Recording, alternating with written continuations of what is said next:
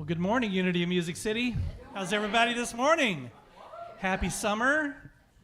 Come on in and grab a seat. We're going to start the service off by singing a couple of songs back to back to get our energy up, to get focused on having a great service today. So, on behalf of Reverend Deb Moore, I'm Ryan Gill. That's Jackson. That's Jackie. Jackie, say that 3 times fast. We are the Sanctuary Band. We're going to get us started this morning, so let's stand as we are able, and let's come together in the name of love.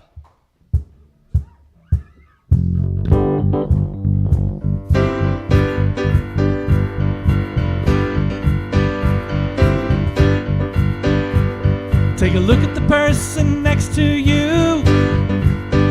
Say, God loves you and I love you too. Now feel the love in the sanctuary. Lift your voice and repeat after me. We come together. We come together. We come together. In the name of love, we come together. We come together. We come together. In the name of love.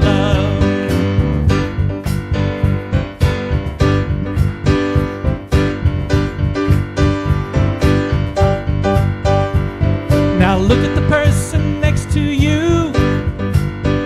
Say, I recognize the God in you. Now feel the love in this sanctuary.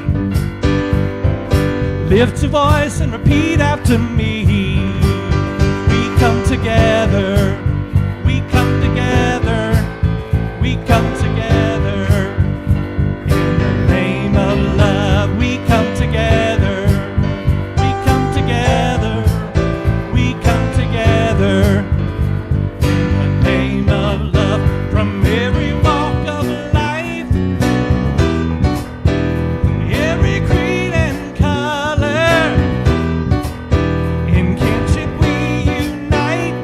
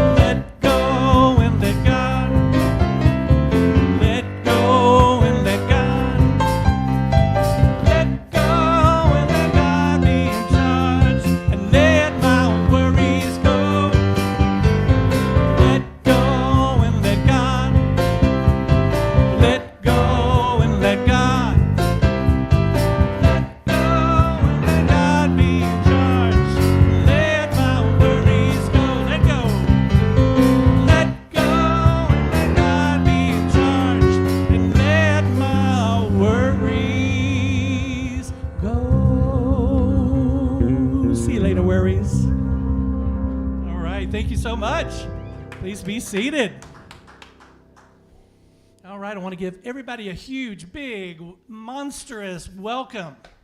Thank you so much for being here, everybody. You know, we like to say that whether or not you knew it when you woke up this morning, your soul had a divine appointment to come and play with us today. So your energy is mingling with ours. We've got people watching online right now, and all of our energy is mingling together in this room, and we really appreciate you bringing that to add to our atmosphere today. So thank you for being at Unity of Music City. We are a vibrant, 100% volunteer-led spiritual community. We are an affirming interfaith community. We discover the truth in all faith traditions, and then we figure out what works best for our spiritual path. That's who we are.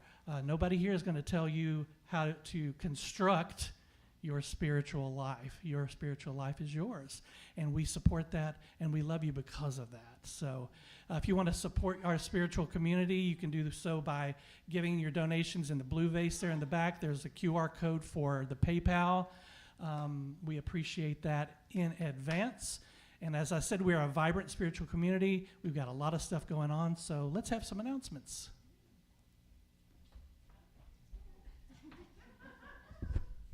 Hi, everyone. I am Steph, and there are so many amazing things going on this week that I begged to do announcements. So thank you, Julie. Thank you for letting me have it. I better get it right. Okay, tonight is our teen mindfulness meetup before the full moon gathering. And we're going to do that at 6 p.m. tonight. We're going to start a new mindfulness curriculum with my teens. So it's going to be great. All right. Then we have the full moon gathering. And it's the buck moon tonight at 7. Beautiful.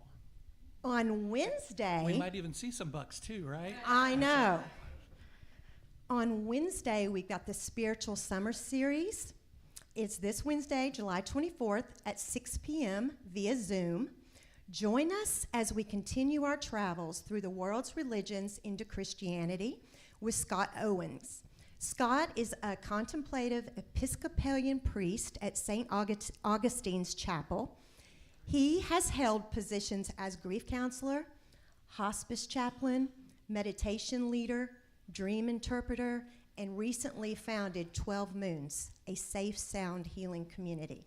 So that is this Wednesday on Zoom. All right.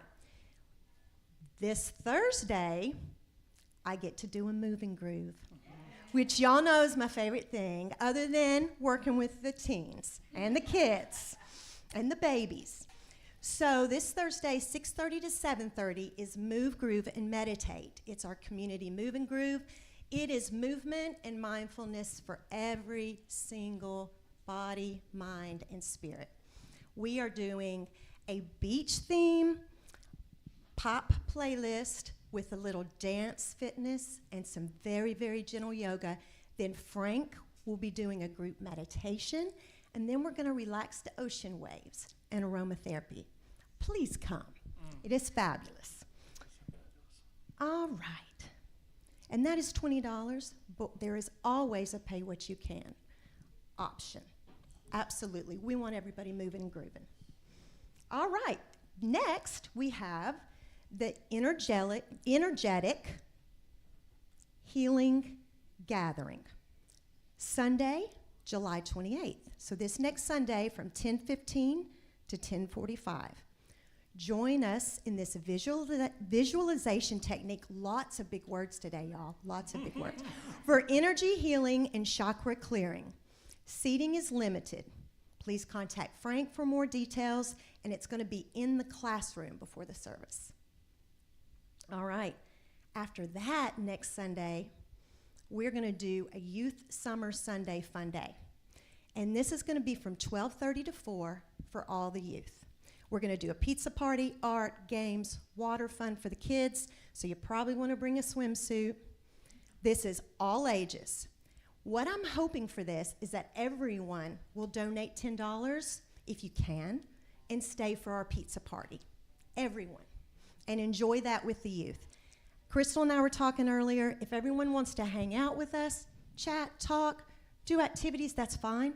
But everyone's welcome to go home. Parents, leave your kids with us. Come back and get them at 4 o'clock. They'll be dirty. They'll be covered in Okay, enough. Ready for a bath. Right. It's going to be awesome. So that is 12:30 to 4 next Sunday. And last but certainly not least, we are still collecting non-perishable food items for Safe Paw. Please see Sarah Esper for more information. All activity or meeting links and contact numbers can be found on the website and the weekly happenings Google Calendar as well. Or you can always email the church. Thanks, everybody. Oh, I see all the parents' minds turning. It's like, oh, 2 or 3 hours without my kids? What am I going to do? I could go shopping. I could go to a movie. I could have a massage. I could take a nap. That sounds awesome, Steph. We appreciate you and everything that you do. All right, well, let's sing again. We're going to do our monthly mantra for the month of July. And for those of you who are newer, the monthly mantra is a song that we do at this point in the service every week that really exemplifies who we are as a spiritual community and the things that we teach and that we promote as a spiritual community. And we are doing, this month we're doing Garth Brooks' We Shall Be Free. So some of you may know this already, but let's stand as we are able and let's knock it out of the park. 1, 2, 3, 4.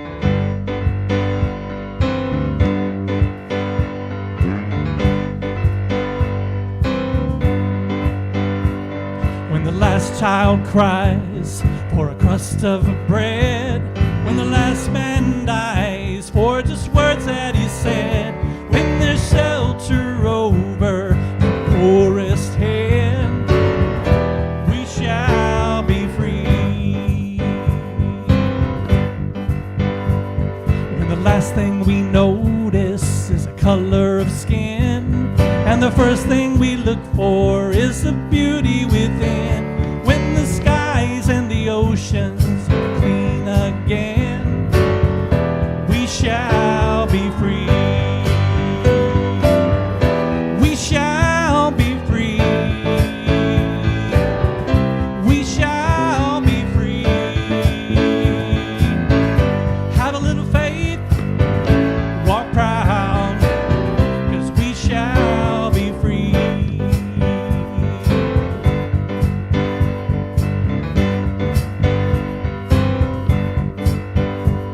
When we're free to love anyone we choose, when this world's big enough for all different views, when we all can worship from our own kind of pew, we shall be free.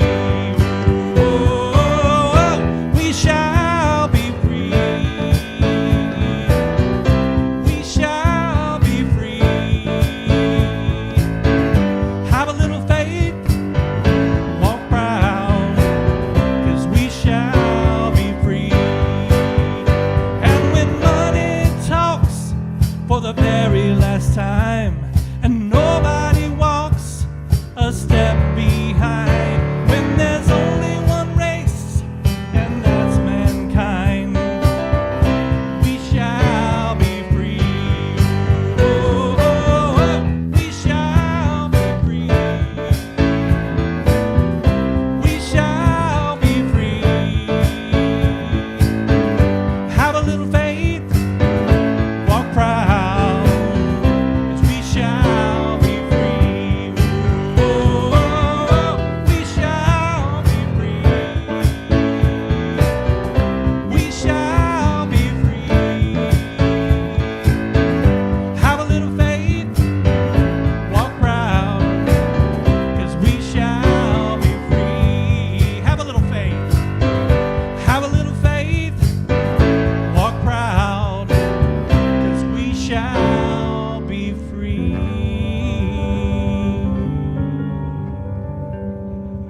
Thank you so much. Please be seated.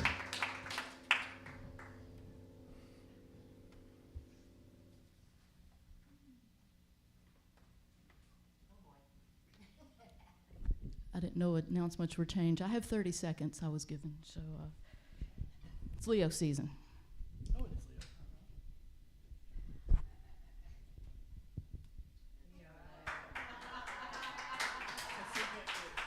Where are my Leos at?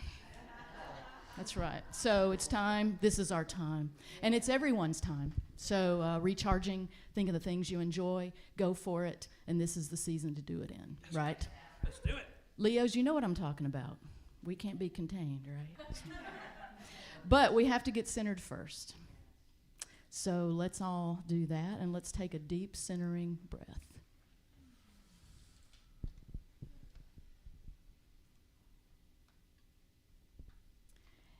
And while you're doing that, I'm going to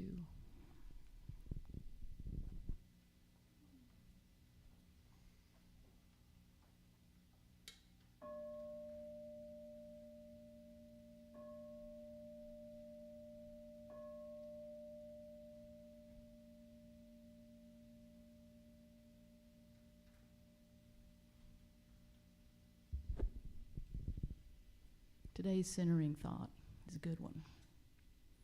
We are one with God and one with each other. The law of divine oneness is the law that all other spiritual laws rest on. It is the cornerstone of the laws of the universe and teaches us that we are all connected through the creator of the universe. Everything in the universe is an extension of the source energy, all good, all love, which means that nothing is separate on a spiritual level.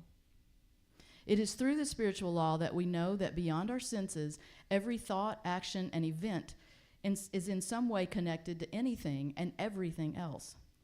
As we are all one, the law points to the divinity and power in each of us to change and influence the world with even the smallest gesture. Every choice, word, desire, and belief we have has an impact on our world and on the people surrounding our lives. Sometimes this impact is immediate and obvious. At other times, we might never realize the impact we've had. Either way, when we operate through our oneness, we are opening to divine potential in every situation. To put this law into practice, we simply remember that our actions both matter and make a difference. When we exercise compassion and empathy and consciously recognize that ultimately we are all one being, this awareness makes us more powerful to bring change to our lives, our community, and our planet.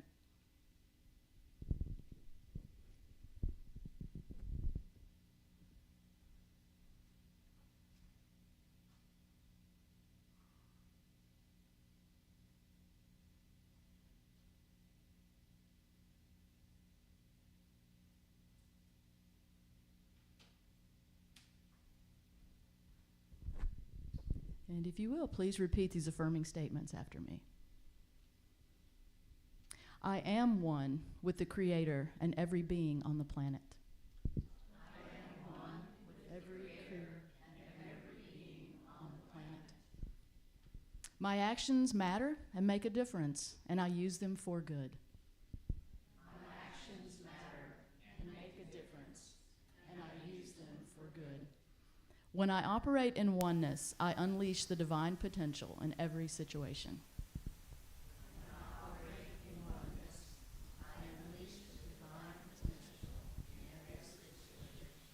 And so it is. And so it is. Good morning, everyone. Good morning. It's Leo season.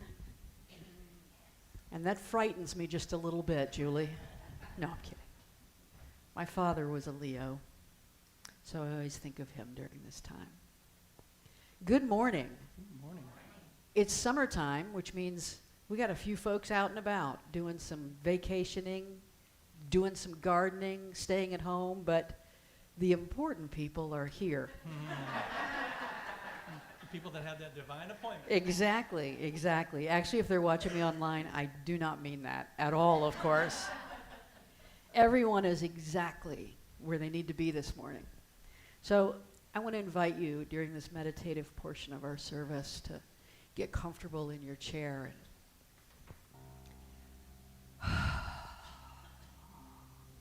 let out whatever you're holding.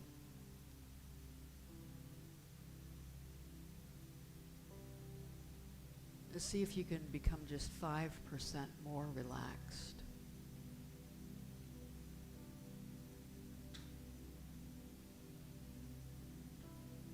Lower your shoulders.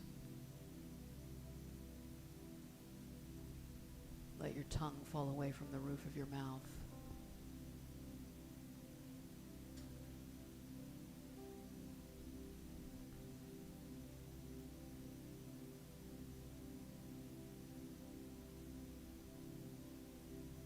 This morning, I invite you into a brief visioning.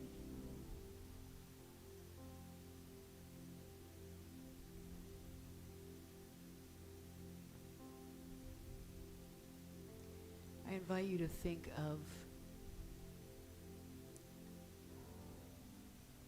a moment in your experience that was as close to perfect as it could be.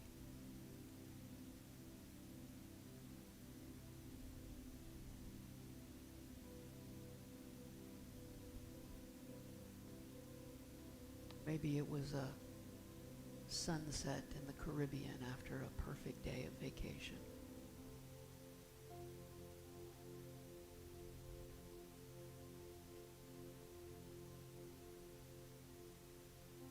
Maybe it was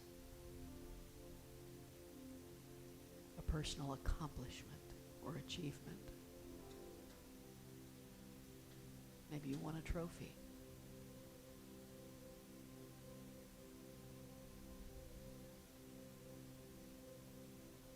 Maybe it was the day your child was born.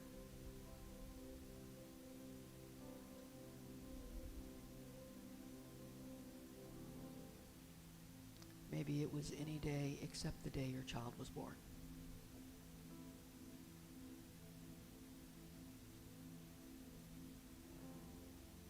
Whatever comes to your mind as a moment in your personal experience where everything just felt right. I invite you to bring that to the forefront of your beingness. And to consider the energy that was contained in that moment.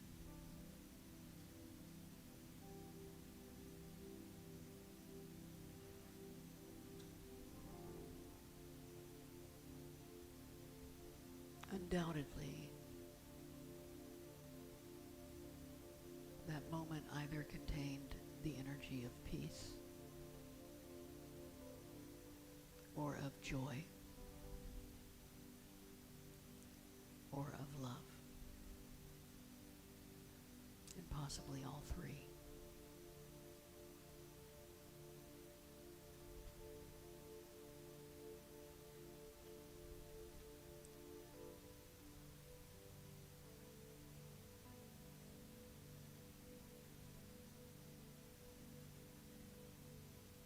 The physical experience of that moment is past.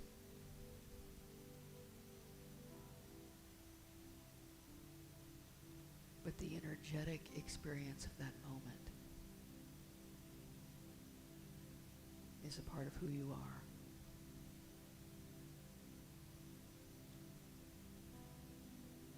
Yours forever.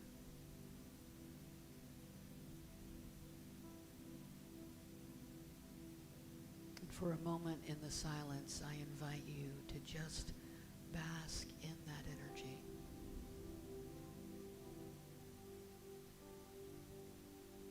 Experiences will come and go.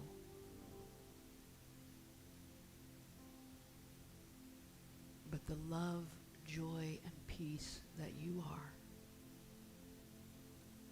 that is allowed to display itself in perfect moments,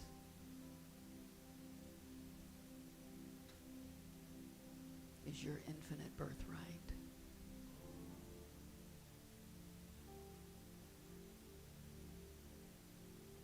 Remember that with me now, in the stillness, in the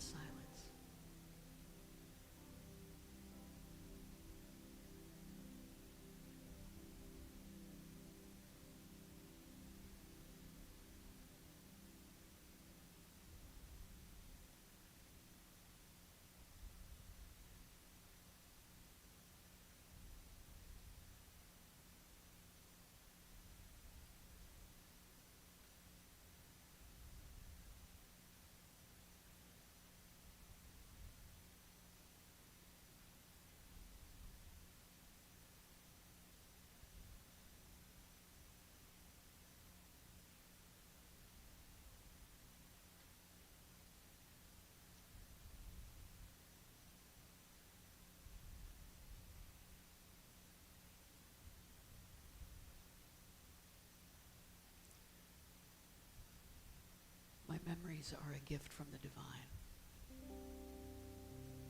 that can sustain me.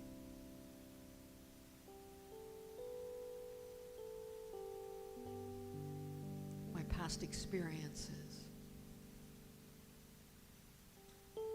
are important to my evolution.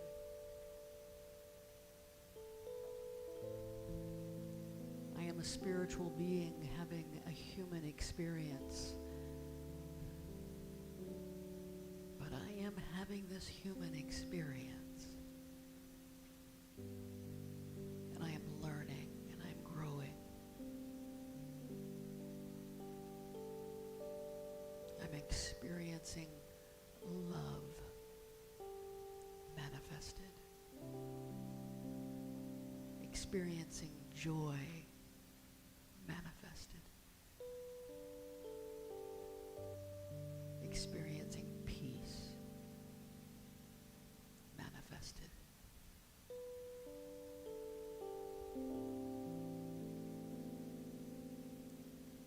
And I help in this manifestation by being a co-creator with God.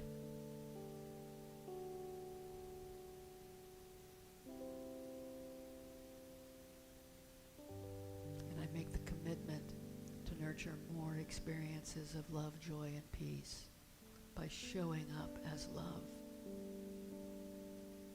every chance I get. Doing what love would do. Being what love would be.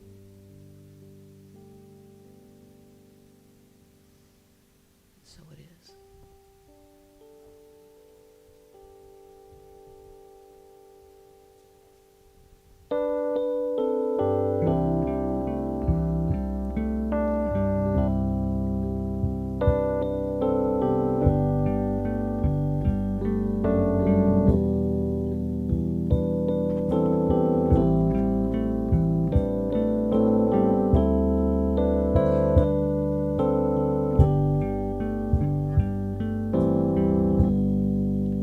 Just before you say something you can't take away, take a breath, then let it out. Try to think about what would love do now. Wondering if you should cross that line for good. Whatever you decide, ask yourself from inside, what would love do now?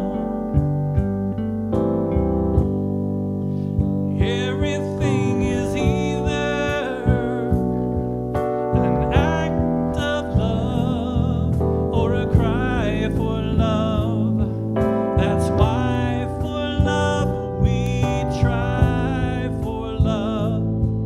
In the end, that's all we know that's real. Whether right or wrong doesn't matter, just as long as you let your heart decide. Ask yourself from inside, what would love do now? 'Cause everything is either an act of love or a cry for love. That's why for love we try for love. In the end, that's all we know that's real. Just before you say something you can't take away, take a breath, then let it out. Try to think about what would love do now.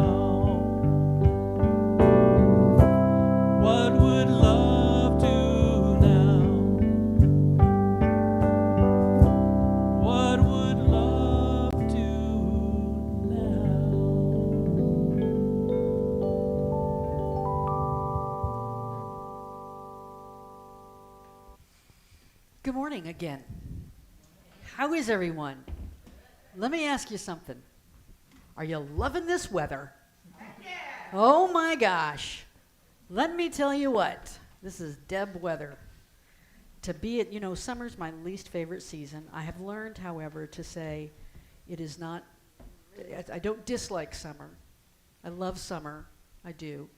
But summer when it's 82 and overcast is a Deb heaven. Just got to tell you.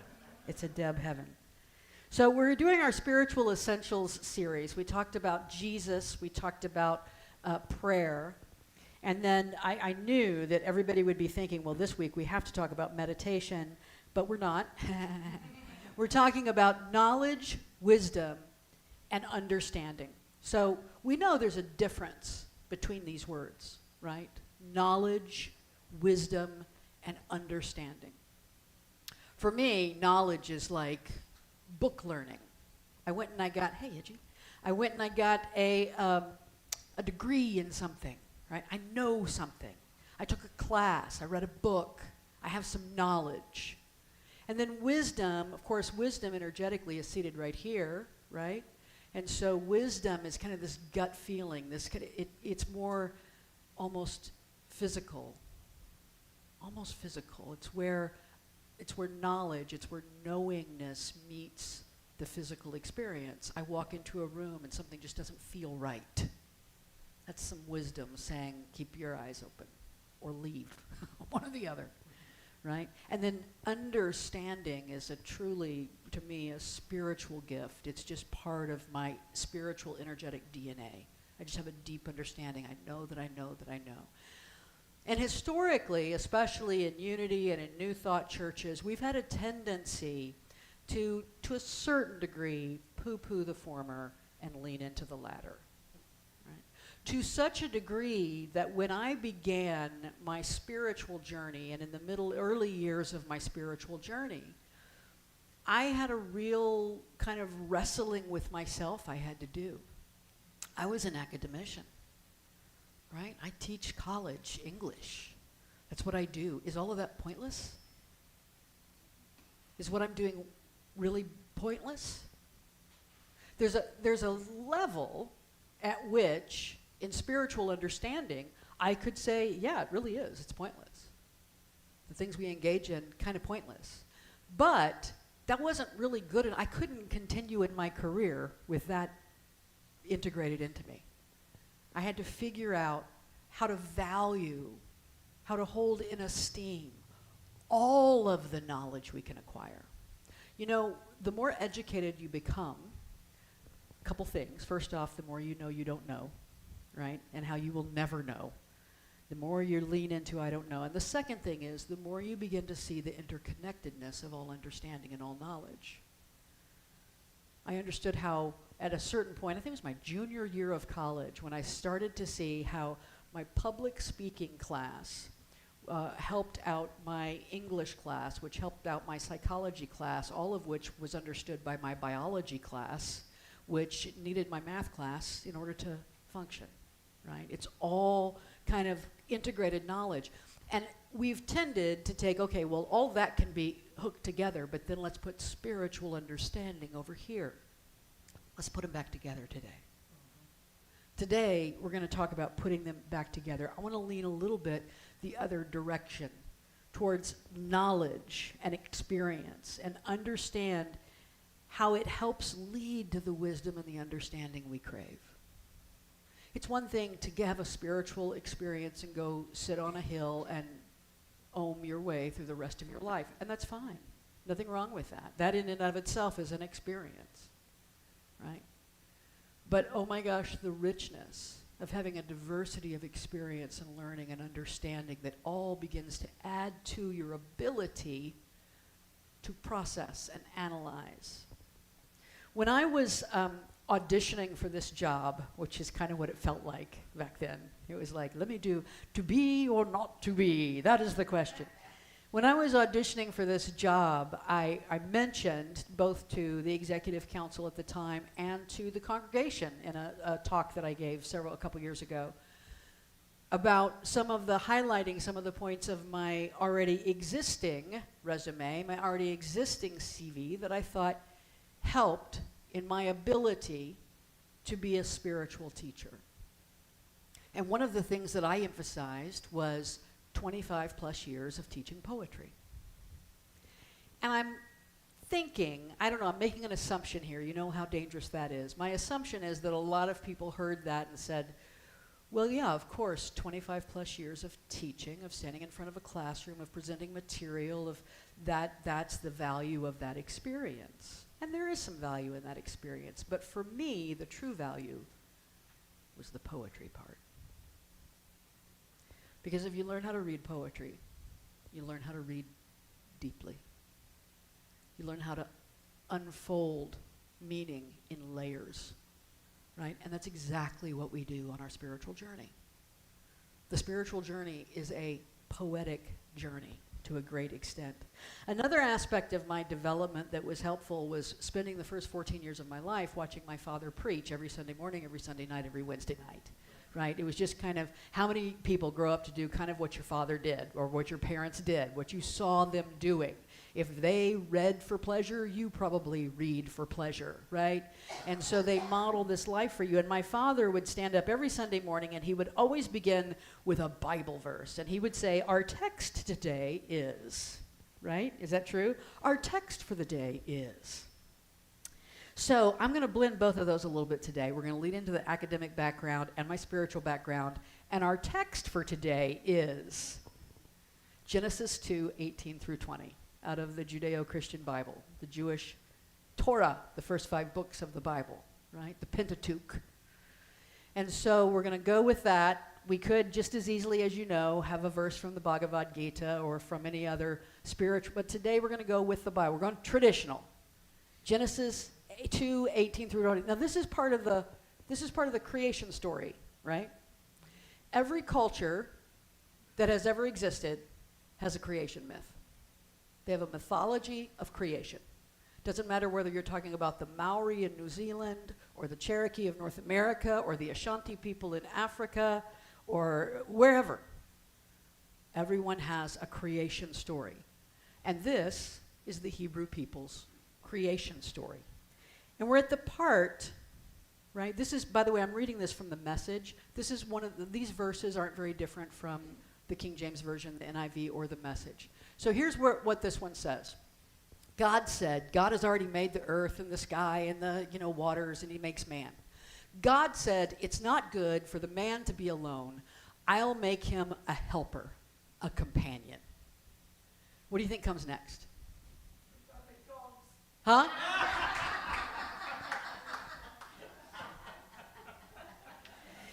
Y'all are laughing, but she's absolutely right. Before God made Eve, so God formed from the dirt of the ground all the animals of the field and all the birds of the air. Man needed a companion. So let me make all these other beings to fill this planet.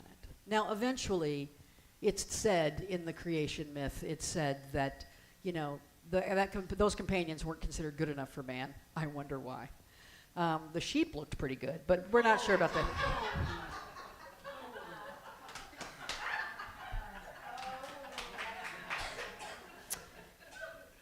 That came out of my mouth before I even thought about what it would imply. All right, so at any rate, I probably would have said it anyway, but at any rate, these companions weren't quite good enough, so God was going to make Eve as a companion. But there's something else that happens here, and this is the important part. He brought them to the man to see what he would name them. Whatever the man called each living creature, that was its name. We talk a lot about, and I think Frank is going to do a series in the fall on metaphysical interpretation of the Bible. Metaphysical interpretation of the Bible is simply looking beyond the literal story. It's reading the Bible poetically. That's it. Reading the Bible like a poet.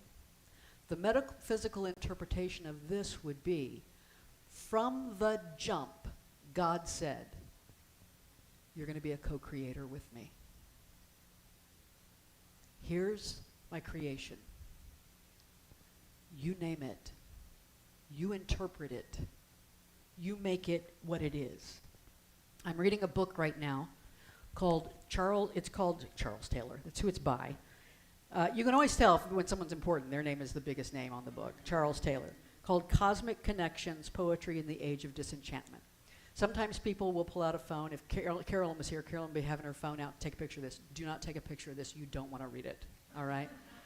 It's a fantastic book, but it's a really high academician writing for other academics. It's very, very dense. Not only that, he's a philosopher, which means it's 42 times as dense as any other academician, right? But it's good stuff. And he's looking at the Romantics. So let's lean a little bit into academics here. The Romantic period was an artistic and intellectual movement that originated toward the end of the 18th century, like 1790s, went into the early part of the 19th century. And it emphasized the importance of imagination and a deep appreciation for nature. And so it was a response to the Enlightenment. The Enlightenment brought us the Age of Reason, if you could just think your way through problems. And the Romantics were the folks who came back and said, don't forget imagination, don't forget nature. Right? It was also a push against something called neoclassicism, which was the neoclassicists said, hey, let's go back and look at the ancient Greeks and Romans and let's make sure we drop references to them in all of our poetry and all of our art and everything. Right? You can't get any better than Greek mythology. And the Romantics came along and said, it's time for a new mythology. It's time for a new way of seeing the world and interacting with the world. This includes people like Goethe in Germany, Wordsworth, Keats, Lord Byron, Samuel Taylor Coleridge, Robert Burns. They influenced Thoreau and Emerson in the United States, who became kind of the godfathers of New Thought. Right? There's a very strong connection between the Romantic era and New Thought. In music, it's all the greats, Haydn, Mozart, Beethoven, Mendelssohn.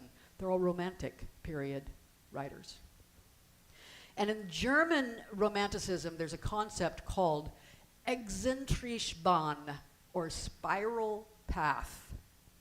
It believes this, whereby we leave an initial state of harmonious unity between humans and nature, pass through a period of their opposition as we develop our reason and increase our autonomy, to return to a higher unity.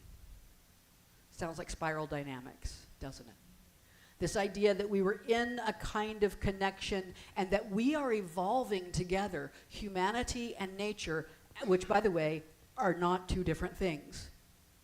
We are a part of nature. And as we evolve, our evolution is intricately connected with the evolution of all creation. That's why as spiritual beings, we believe that our spiritual evolution is important to the planet.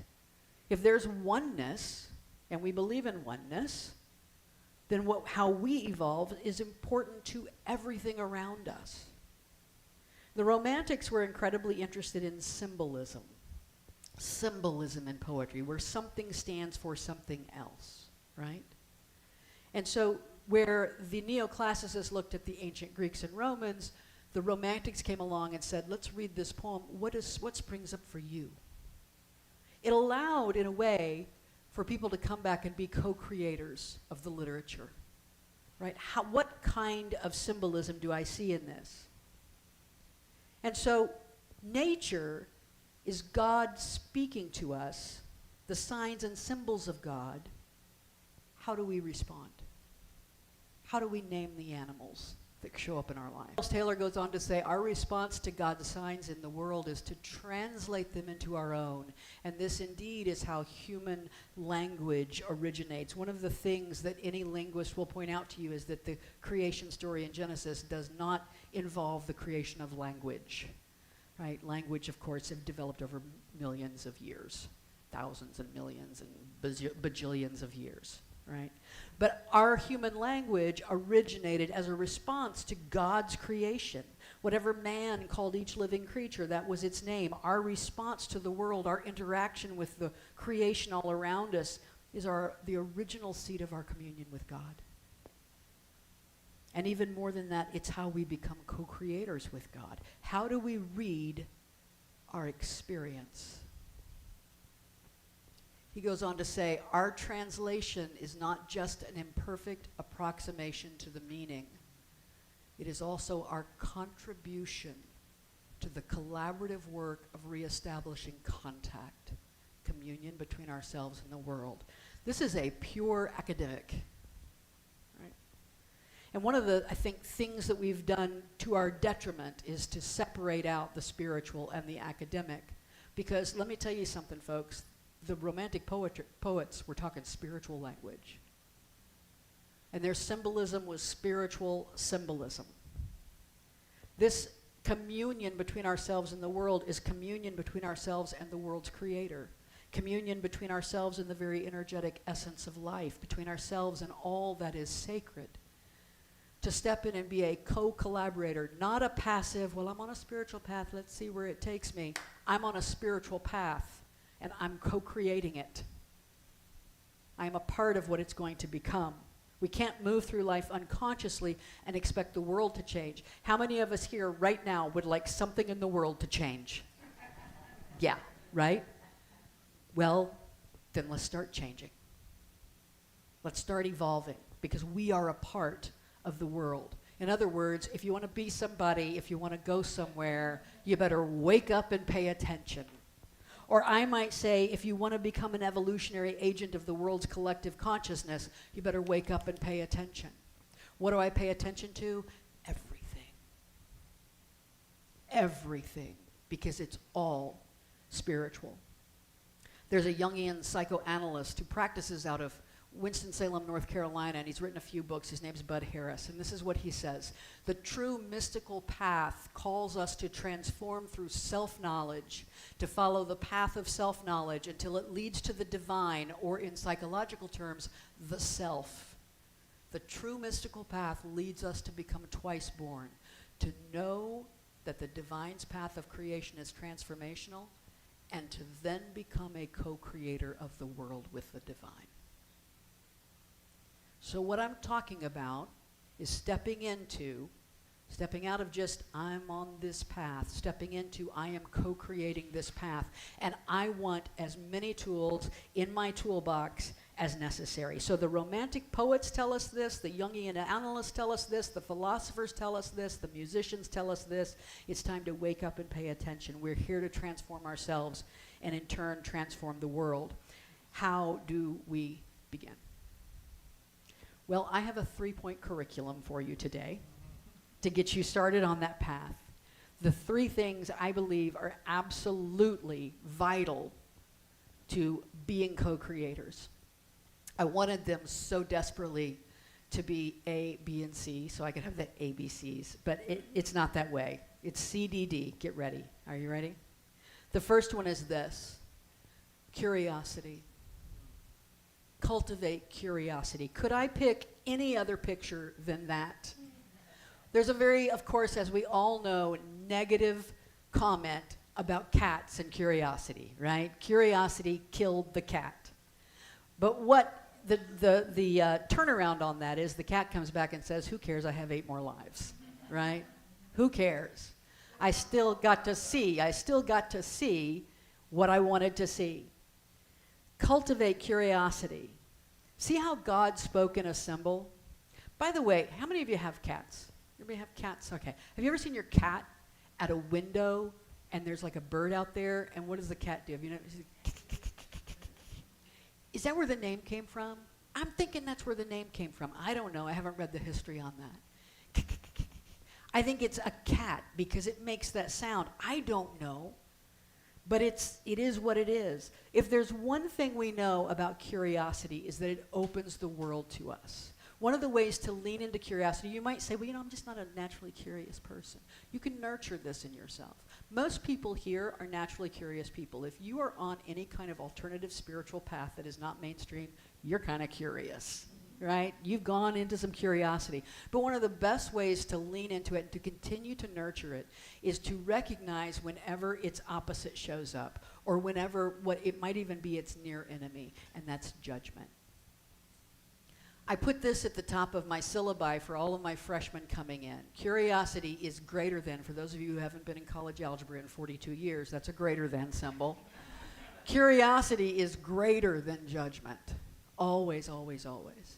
And if nothing else, we can just practice. You know what? Every time, if there's one thing we know how to do, we know how to do judgment, right? We know how to do that. We are pros at judgment.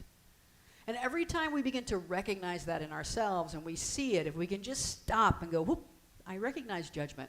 What is it about this situation that I could just simply be in curiosity? I could just go into a place of curiosity. Every time you think about judging another person, think about a person who you have a tendency to judge. Could you step back and go, I'm curious about what's going on in their life.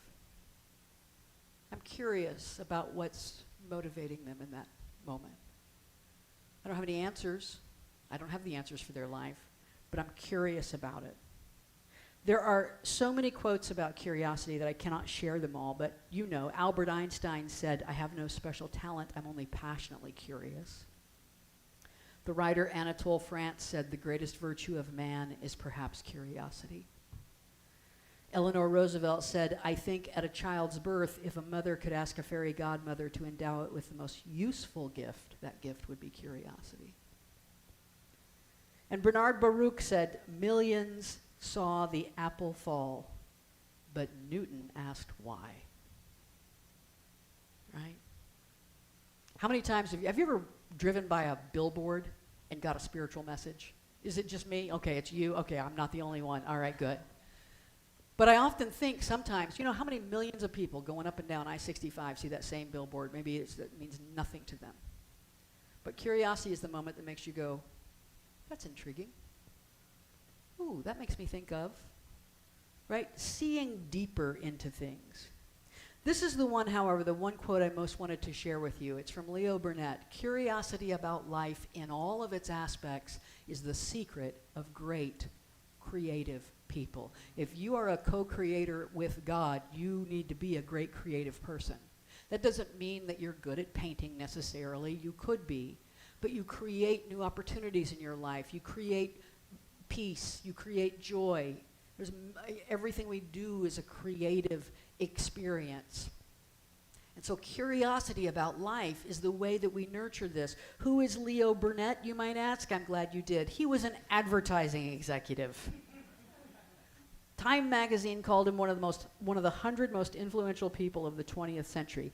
Leo Burnett is the guy who came up with Tony the Tiger, the Marlboro Man, the Jolly Green Giant, the Pillsbury Doughboy, the Maytag Repairman, United's Fly the Friendly Skies, and Allstate's You're in Good Hands. Right? In other words, the guy practically invented 20th century culture. Right? That is a cultural contribution. So even the ad folks can give us spiritual understanding because there's no difference. Curiosity is what causes us to find spiritual truth everywhere we look, even from advertising. Step 2, discipline. Nothing like watching a bird build a nest. That is a disciplined activity, is it not? I thought that was a black-capped chickadee, but I looked it up, and it is the Japanese tit. And I just had to tell you that because that's the kind of minister I am.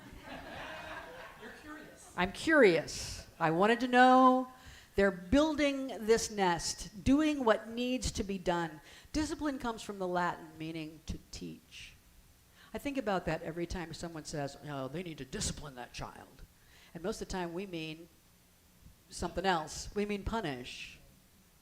And the truth is, to discipline is to teach. Right? To punish is to punish. And I'm not sure, it's questionable what it teaches. Right? It's associated with instruction and knowledge. It's a form of the word disciple. Jesus' disciples were those he was teaching. Right? We've also added to discipline the connotation of rigor.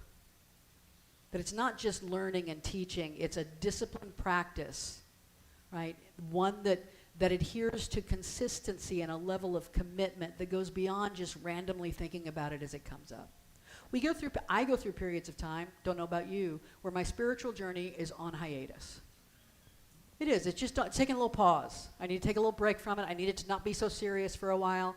I'm just going to go along randomly, and when it comes up, I'll think about it. But other than that, but I invite you into a disciplined approach for a season. Doesn't have to be forever, but for a season, finding something. And to me, discipline, maybe it's just because I'm an Aries and I'm all or nothing, but to me, discipline has to be daily. That's why for me, it has to be something short. We set ourselves up for failure when we say, I'm going to start tomorrow meditating 3 hours a day. Start with 5 minutes.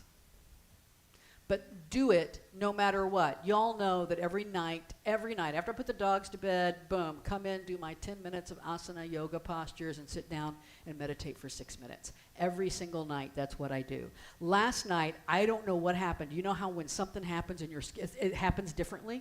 I don't know, I think Nikki put the dogs to bed, something happened, right? And it happened, and I got back in bed, and I'm reading my book, and I'm going, oh crap, I didn't do oh my gosh, totally forgot about it. I was right half in the middle of a chapter of this book I'm reading, and I thought to myself, I don't have to. And the second I thought that, I put that book down, and I got up, and I did it. And there was something even more profound in the doing of it last night, because I was committed to doing it, right?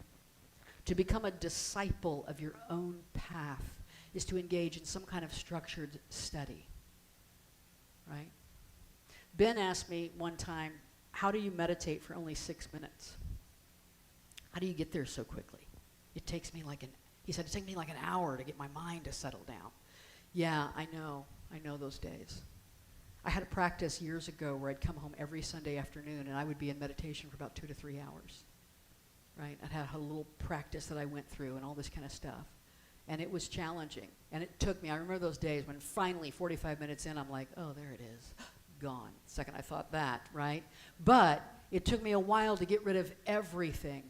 Why can I do that now in 6 minutes? There are Sunday mornings when we go into the silence for just a minute, there are times when I drop right into it. Because of the discipline, because of the practice, because of the experience in the past with doing it. The more I followed my own path, remained curious about my relationship to the world, to God, to myself, and remained disciplined in my practice, whatever it might be, the more I lived in the there we're trying to reach when we meditate. Right? It becomes a default instead of a random kind of thing. You can't read this probably, but I wanted to share it. Ben Franklin is one of my favorite of the founders to teach. He came up with the 13 virtues by which he would live his life. This is the ultimate discipline. He did this when he was 20 years old, all right? I'll try to read a few. Temperance, eat not to dullness, drink not to elevation.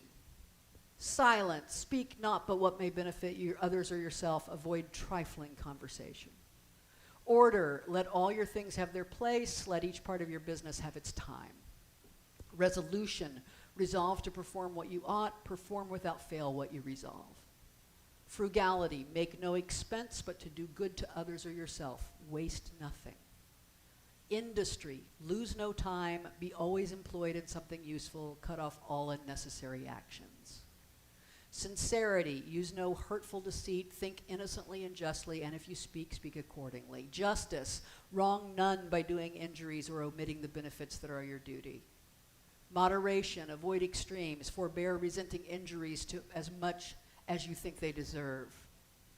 Cleanliness, tolerate no uncleanliness in body, clothes, or habitation. Tranquility, be not disturbed at trifles or at accidents common or unavoidable. Chastity, rarely use venery, that means sex, by the way. Rarely use venery, but for health or offspring, never to dullness, weakness, or the injury of your own or another person's peace or reputation. Humility, imitate Jesus and Socrates. 20 years old. And he came up with 13 of them because there are 52 weeks in a year, and if you divide 52 by 13, you get 4, right? And so his mission was, he writes about this in his autobiography, that he was going to spend 1 week completely focused on each one of these. So he'd start off at the beginning of the year, 1 whole week focused on temperance. and focused on it solely. And the second week, he would focus on silence. And he would go all the way through the whole program, and that would be 1/4 of the year, and then he would start again at the beginning. So that by the end of the year, he would have gone through this 4 times, hoping, as he put it, by the end of it, that he would achieve moral perfection. Right? That was his goal. I believe I can achieve moral. He never did achieve moral perfection, of course. But the little book that he had written down with all of these, and he had a little like check mark system where he could check off where he had done it or where he had failed, carried it with him till the day he died. He lived to be 85 years old, 84 years old. The point is this: he created a discipline for himself that became a touchstone for the rest of his life. Even when he failed, even when he didn't do it, right? He had this cornerstone. So the question is, what is yours? And perhaps more importantly, is it effective? I have to change mine up now and then. It starts to lose its effect, like after a while, I've become unconscious in it. And I have to step back into consciousness. That's discipline. Step 3, devotion. Could there be any better picture for this idea than that right there? Dogs are amazing. I watched a documentary years ago where it said that dogs' brains have evolved differently from any other animal. And that dogs' brains have evolved to be completely interdependent with human beings. They need us. Dogs, the domestic dog needs us. Cats, not so much. Whatever. Feed me, leave me alone. Dogs need us. And in this documentary, they had this little test that they did where they had this enclosure, and they had this cage in the middle that was like completely secure, and there was a piece of meat in the middle of the cage, something to eat, very, very tempting. And they put wolves in there, and the wolves were trying to break into the cage to get to the meat. For hours and hours and hours, the wolves are trying to get into and they're just exhausting themselves trying to get in. Then they put dogs in here. Dogs spend about 30 seconds trying to get into the cage, and then they walk over to the human, and they look up like this. And it's like, can you get that meat out for me, right? They've become, let me ask you this. How many times do we act like the wolf with God? How many times do we forget that we have an interdependent relationship with the sacred energy of the universe? That we can look the divine in the eye and say, help me. I am devoted to this relationship we have. Help me. The etymology of devotion, I'm always going to look that up. It comes from the Latin devovere, meaning consecrate, which means I had to go look up the etymology of consecrate, which comes from the Latin sacer, meaning to make sacred. To be devoted is to make sacred. Remember my favorite verse from the Bhagavad Gita? If you want to be truly free, perform all actions as worship. All actions. Cleaning the house, doing the dishes, emptying the cat box, which is fine. I can make that worship because my cat is a god, and so that is a kind of worship. You see, true devotion isn't a blind dedication to a deity. It's seeing the sacred in every moment. And yes, being devoted to doing so. Being devoted to seeing the sacred. Even those weird moments, those uncomfortable moments in a work meeting, it's like, wonder where the sacred is in here. Being devoted means I take that into every aspect of my life. It's being dedicated to the discipline of being curious about life. Sadhguru says that devotion is a place where you do not exist. Life just flows through you as a certain sweetness and beauty. And this place is within us. Remember the Exzentrischbahn, the spiral path? We left an initial state of harmonious unity. We passed through a period of opposition where our ego develops, thinks it's in charge, we push back against. But all of that's important because it builds our reason and our autonomy. And all of those skills, all of our education, every book we read, every experience we have contributes to our ability to understand that we can return to a higher unity, that we can enter into and engage in an understanding. Spiritual awakening is both a long, arduous, growth-demanding journey and the ultimate reality already existing within us has us. And that is the great paradox. It is both of those things. In order to understand it, we usually have to undertake this disciplined path, practice of discovering ourself, our world, our essence, our God. I've recently been diving into this little booklet I have that goes back to the origin of all humanity. Yes, it's what I do for fun, is read about the origin of all humanity. And let me tell you, almost everything, when I'm reading about these origins of human civilizations around the world, let me tell you, it is spiritually enlightening. It's spiritually enlightening to realize how people developed and societies developed and how everything that came together to make that interaction happen. At the end of the day, it all boils down to this. By spiritual training, I mean education of the heart. Remember that Gandhi was a lawyer and a politician. In fact, the only solely spiritual teacher I've quoted today is Sadhguru. And Sadhguru, by the way, his college major was English literature. Of course it was. And after graduating, he ran a poultry farm, and then he got into a construction business. Go look at Sadhguru's Wikipedia page. When he was 25, he was a hunk. Let me just tell you, he was like this really good-looking guy. Even I think he was a hunk.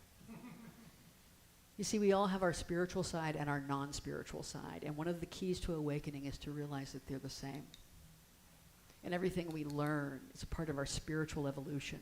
Some religious leaders would love to pit science and religion against each other, but one who is interested in true spiritual evolution finds useful knowledge and wisdom in everything: science, philosophy, history, poetry, economics, business, wherever you find it. So I'm going to leave you with a quote from the Austrian poet and novelist Rainer Maria Rilke. Let it be a prayer of dedication to your spiritual education. I want to unfold. Let no place in me hold itself closed. For where I am closed, I am false. Namaste.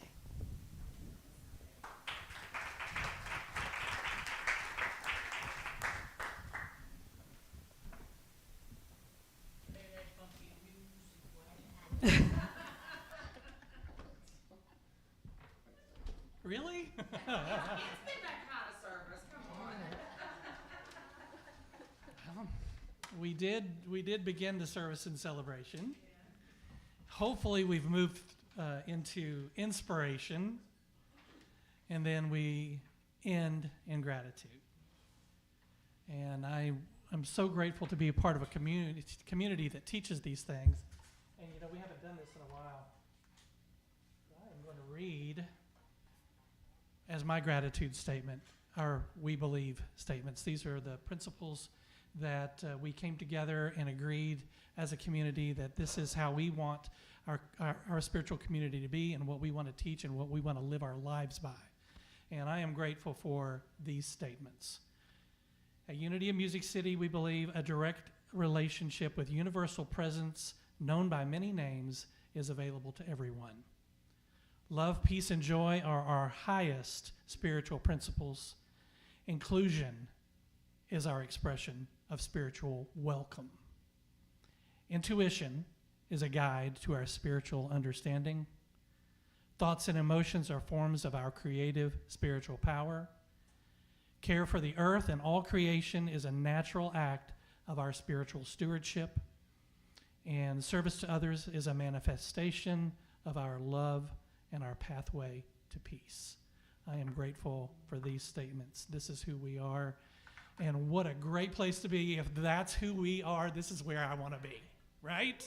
All right. What else are we grateful for? Anything that you're grateful for from the week that was, or anything going on in your life that you're grateful for? I was grateful to see our tree give up part of its limbs to make the tree removal a little easier. Yes. We have a tree that is on its way out. We are very sensitive to that tree, and we are talking about the best way to relieve that tree of its pain. So it's letting us know it's ready to go, right? I don't know if you know this. I'll just insert this. Tree removal is expensive.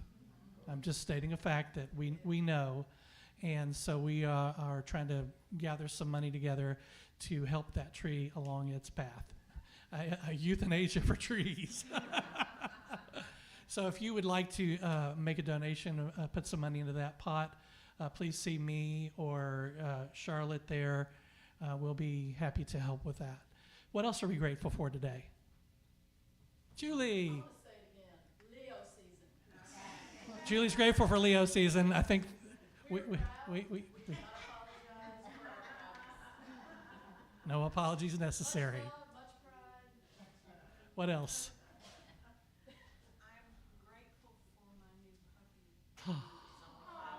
Margaret has a new puppy.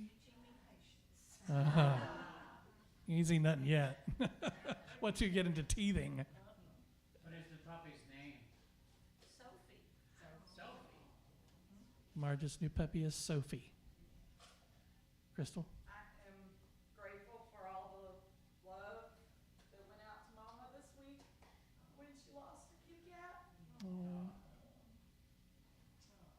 But we're grateful for all of the love that the kitty cat gave you too.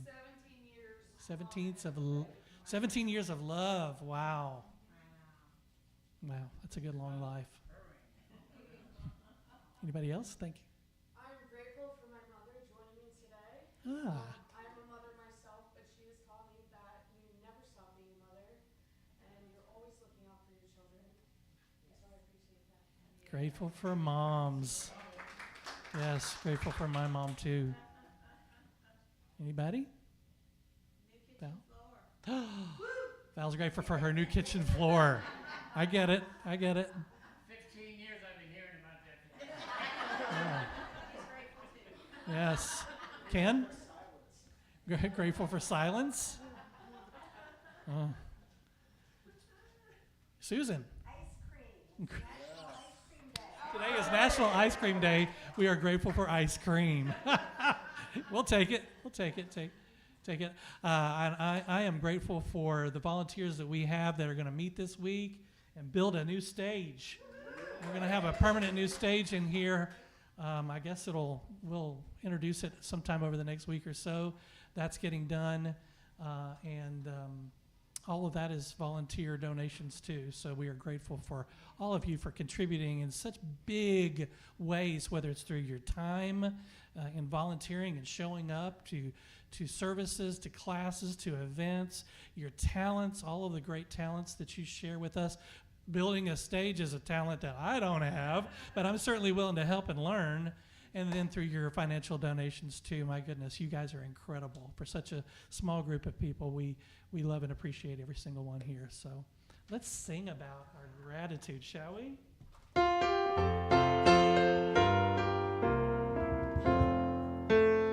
I am grateful for another day of living, grateful for a new chance to forgive.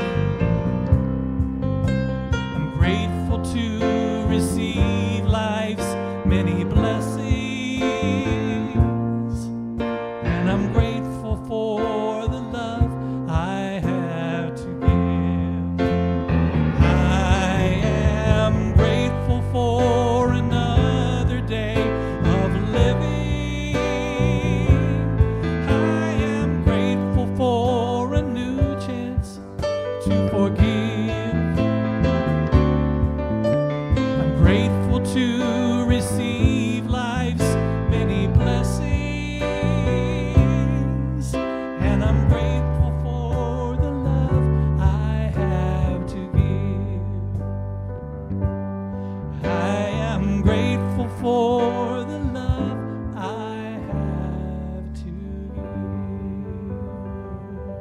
What a beautiful prayer. All right, well, that comes to the end of the service. Let's all stand as we are able. I want to remind everybody to check the What's Happening newsletter that comes out on Tuesdays in your email box. If you haven't signed up for it, you can do that out in the front room there. Please come to our events and contribute. Let's say the prayer for protection together as we prepare to leave. The light of God surrounds us. The love of God upholds us.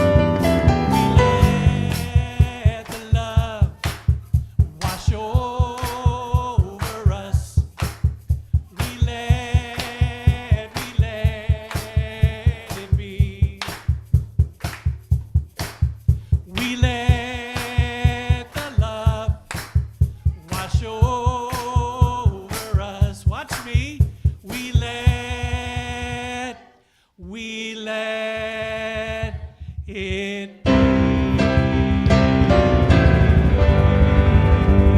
Have a great week, everyone. Thank you so much for being here. See you next week.